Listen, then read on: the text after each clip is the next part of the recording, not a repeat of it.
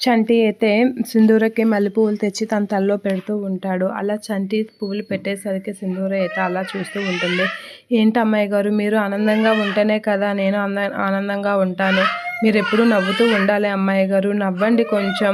మీరు నవ్వితేనే కదా నాకు ఆనందంగా ఉంటుంది, నేను సంతోషంగా ఉంటాను అని అనేసరికి సింధూర నవ్వుతూ ఉంటుంది.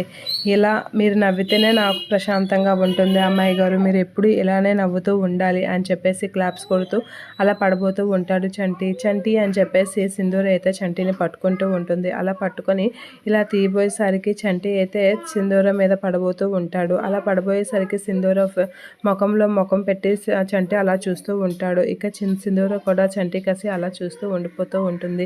ఇక ఒకరినొకరు అలా చూసేసరికి చంటి అయితే సింధూరకి దగ్గరగా వెళ్తూ ఉంటాడు. అలా దగ్గరగా వెళ్తున్న చంటి ముఖంలో ముఖమైతే సింధూర పెడుతూ ఉంటుంది. ఇక సింధూరకి అయితే చంటి ముద్దు పెట్టడానికి రెడీ అవుతూ ఉంటాడు.